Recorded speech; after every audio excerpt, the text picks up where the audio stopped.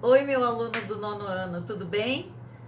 Hoje estou aqui com um convidado, Júlio César. Ele é meu esposo. Eu chamei aqui para participar da nossa aula porque esse cara é fera em história.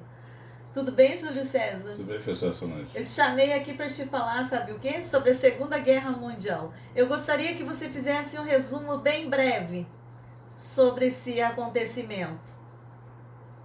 Ok, então nós vamos falar sobre as causas, as alianças, né, e as consequências da guerra.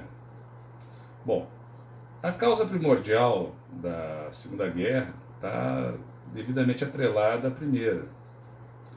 Isso é facilmente explicável, porque diversos países saíram derrotados ou insatisfeitos do primeiro conflito, né, que apesar de ser dito de espectro mundial, ficou basicamente circunscrito à própria Europa.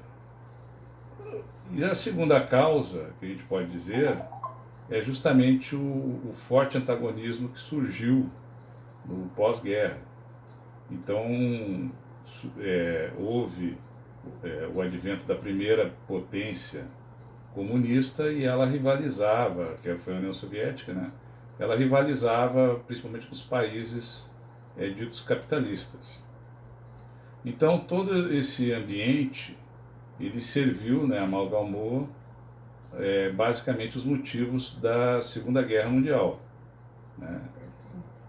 Bom, então nós vemos algumas causas, né? As alianças, elas dizem muito respeito a justamente essas causas, né? Então a gente pode verificar um pouco antes da guerra diversas alianças ali que surgiram, né? Então, quando Hitler tomou o poder, a gente pode dizer que praticamente tomou o poder. Inicialmente ele veio numa forma democrática, né, que era permissiva pela sociedade alemã. Depois ele praticamente ele partiu para o domínio das mentes, né, e das liberdades. Bom, Hitler ele sabia dos erros, dos problemas que a Alemanha tinha enfrentado na Primeira Guerra. E ele desejava praticamente que não se passasse. Então ele tinha também que atuar no campo político. Então ele sabia que um dos maiores erros na Primeira Guerra foi justamente a Alemanha ser atacada em duas frentes, uma frente oriental e uma frente ocidental. E isso seria ruim. Então ele tinha, no início da guerra, um forte antagonismo com a Inglaterra e a França. Mas para ele combater a Inglaterra e a França, ele não poderia, naturalmente, despender forças contra a União Soviética. Então, de início, a primeira aliança que surgiu por afinidade foi com a Itália de Benito Mussolini. Então se formou o eixo Roma-Berlim. Em 1936, praticamente ali próximo às Olimpíadas de 1936, que foram, coincidentemente, em Berlim, a Alemanha e a Itália elas assinam, então, um pacto, né, e incluem o Japão. Então se formou o eixo Roma, Berlim, Tóquio. O Roberto. Isso. E agora se questiona o seguinte: por que o Japão, um país tão distante que estava fora da Europa? Porque historicamente isso aí era sabido, né, que no início do século XX houve um conflito entre a então Rússia czarista e o Japão. E a Rússia saiu derrotada desse conflito. Então se percebia que o Japão ele poderia ser um grande fiel da balança e ajudar justamente os alemães numa eventualidade de ter que combater a União Soviética. Então, na verdade, quem se viria no contexto de estar atuando em duas frentes seria a própria União Soviética e não a Alemanha. Mas o que aconteceu? Além desse pacto, vamos dizer assim, que ele ficou como uma carta na manga desses regimes ditos totalitários, o Hitler, ele, para garantir uma liberdade, ele aqueceu em fazer um pacto com o seu potencial maior inimigo, o arquirrival ideológico, que seria a União Soviética, que era governada na época por Joseph Stalin. Então se formou um pacto de não agressão. Então ele foi chamado Pacto Ribbentrop-Molotov. Então o chanceler, o ministro das Relações Exteriores da Alemanha nazista, ele um pouco antes da eclosão da Segunda Guerra Mundial, em 1939, ele viajou a Moscou e se encontrou com Stalin e esse ministro das Relações Exteriores da União Soviética. E nisso eles combinaram então uma não agressão. E, inclusive, por esse pacto, a União Soviética ainda continuava a ser fornecedora de matérias-primas e bens e outros serviços à própria Alemanha. E eles combinaram também que, numa eventualidade de uma guerra, eles iriam dividir a Polônia, que era um país independente, justamente que surgiu após a Primeira Guerra. Então se estabeleceram esses pactos. Havia outros pactos também da própria Alemanha, por interesse ou pactos menores, existiam. Então, um exemplo, a Alemanha nazista ela mantinha um pacto também com a Espanha franquista. Por quê? Porque a Alemanha, por uma afinidade também com Francisco Franco, ela mantinha relações. Então, de início, com a Guerra Civil Espanhola, se mandaram, inclusive, militares alemães. Inicialmente eles foram apenas com uma missão de instrução, depois foram efetivamente militares, atuaram junto às fileiras do exército espanhol e lutaram nessa guerra civil. Só que a Espanha ela saiu tão devastada da guerra e depois veio o que a gente pode chamar da conta, né? Próximo ali à Segunda Guerra, Hitler cobrou Francisco Franco uma atuação em meios materiais e humanos mais incisiva na Segunda Guerra, mas eles apesar de se encontrarem, né, isso é registrado inclusive através de filmagens, o Franco ele declinou dessa ajuda, explicou a Hitler, né, que não poderia, a Espanha estava muito devastada, então não poderia fazer uma retribuição de imediato. Mas isso não significou que eles não tivessem um alinhamento, que a Espanha também não iria ajudar, como por exemplo matérias-primas e outros materiais, o reforço humano ali, né, mão de obra ali para o esforço de guerra alemão. Bom, existem também, por exemplo, isso aí se verificou, né, não seriam tratados, né, seriam alinhamentos, né, por, vamos dizer assim, alinhamentos ideológicos, né, alinhamentos assim por afinidade ideológica. Então existiam governos também com a mesma ideologia na Europa, como por exemplo da Romênia, da Hungria, que prontamente eles chegaram e aderiram ao nazifascismo.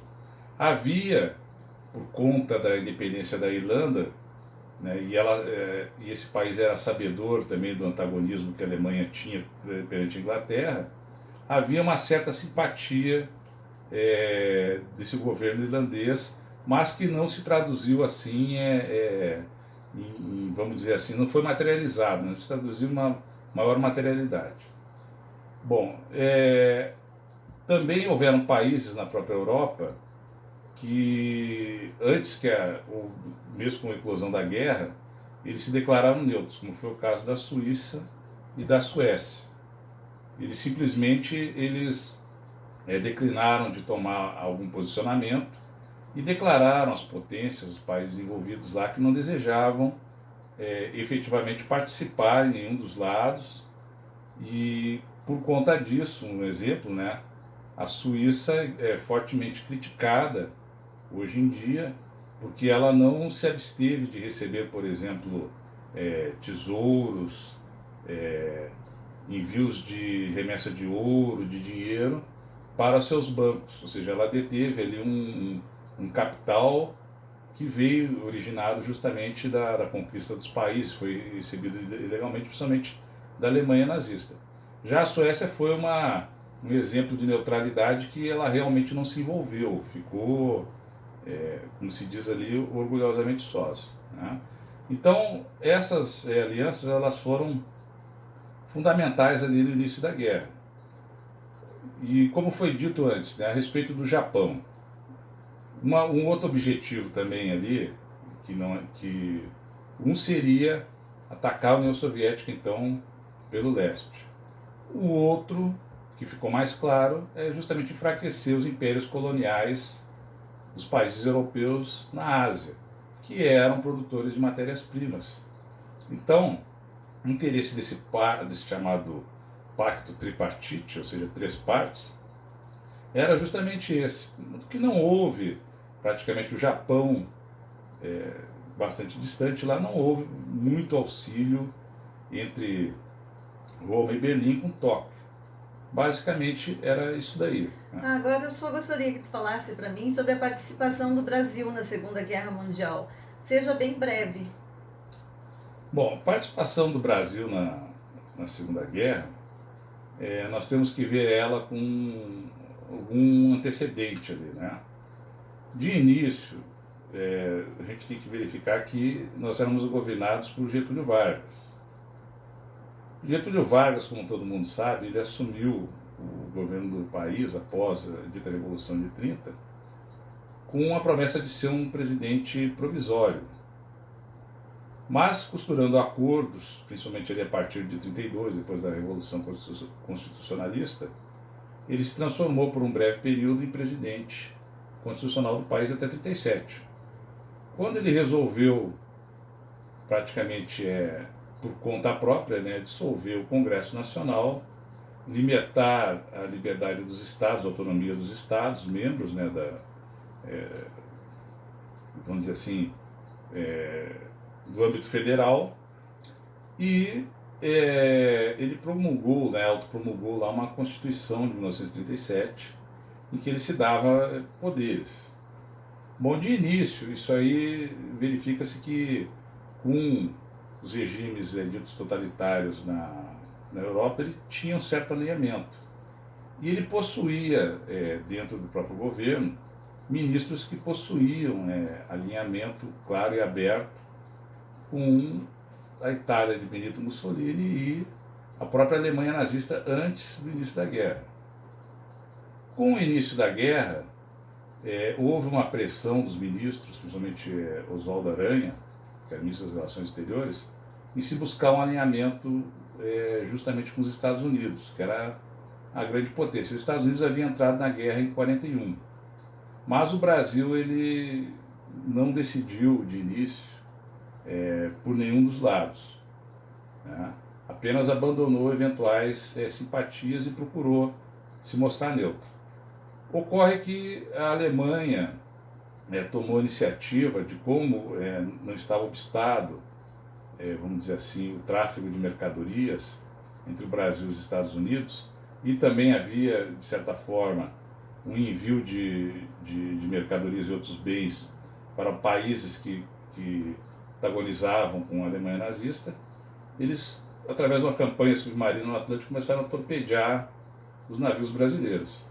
Então isso revoltou a opinião pública dentro do país, né? Aumentou o número de mortos e tal, se tornou algo que não era mais contornável.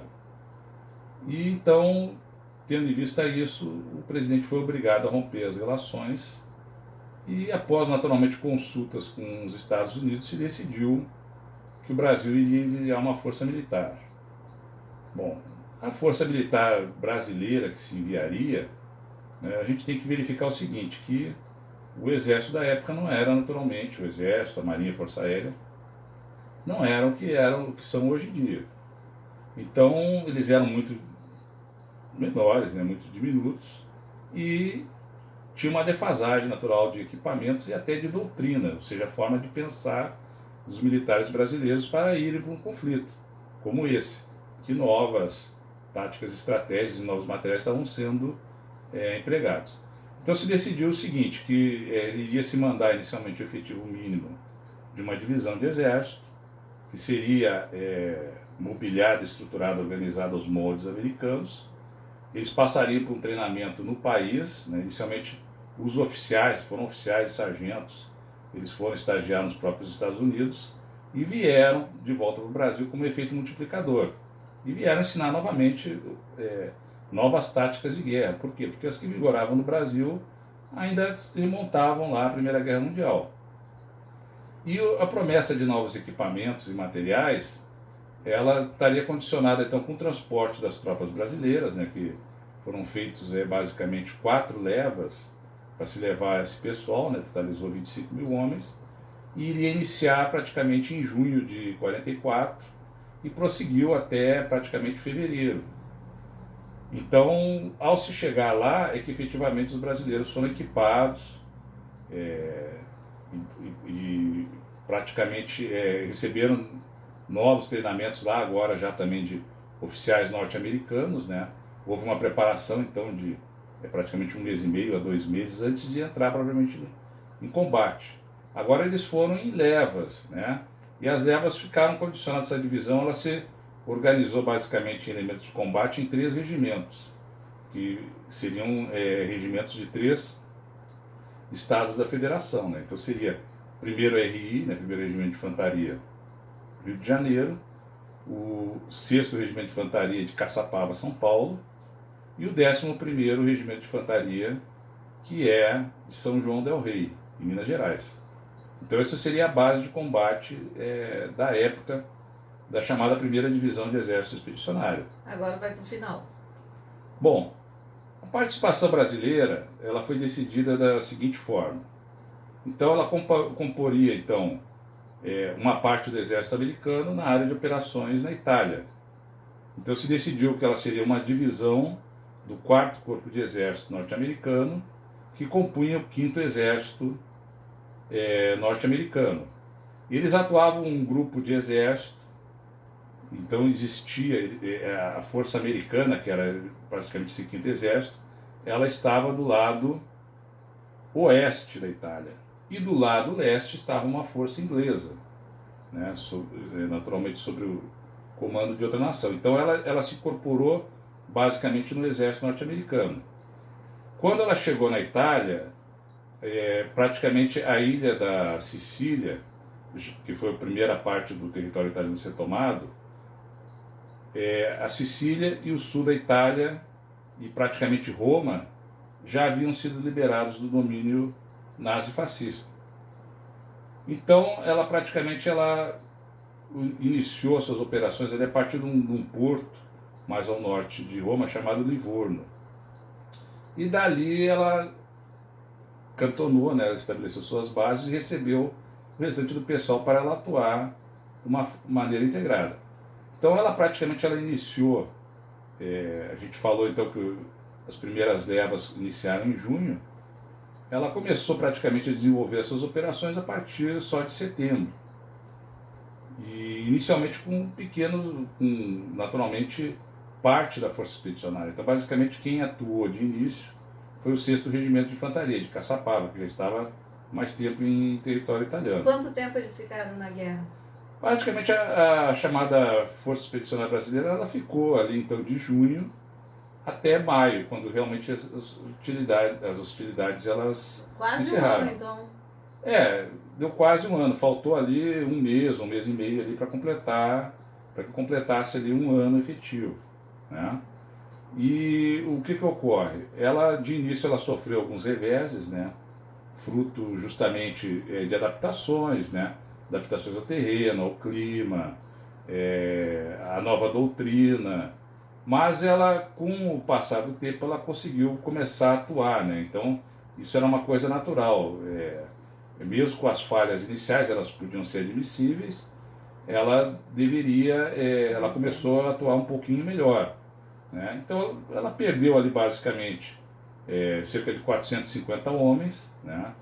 Ela atuou também ali, não integrada à FEB, mas não à divisão de infantaria, um grupo de caça da Força Aérea Brasileira, mas aí ele se integrou a outro elemento lá da própria Força Aérea. Quantos foram para a guerra? Quantos brasileiros então, foram para a guerra? Embarcaram oficialmente 25 mil. E morreram quantos? E morreram 450.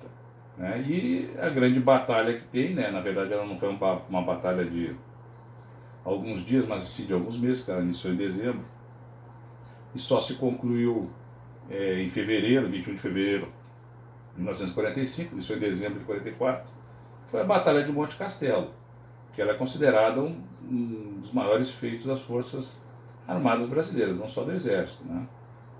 E basicamente ela atuou então nessa libertação da parte oeste da Itália, parte oeste e norte da Itália, e basicamente quando tinham chegado já praticamente ao norte da Itália, a guerra já havia terminado. Eu quero agradecer aqui ao Júlio César. Vocês devem estar pensando, ele é professor de história? Quase, gente. Ele já deu aula em cursinho, ele é coronel do Exército, é advogado e administrador. E eu sou fã incondicional dele, eu acho que ele é um homem muito sábio e ele colaborou bastante na aula de hoje. Então, leiam as páginas que eu solicitei, façam a atividade. Na próxima aula nós falaremos mais sobre a participação do Brasil na Segunda Guerra Mundial. Fiquem com Deus, um beijo e obrigada.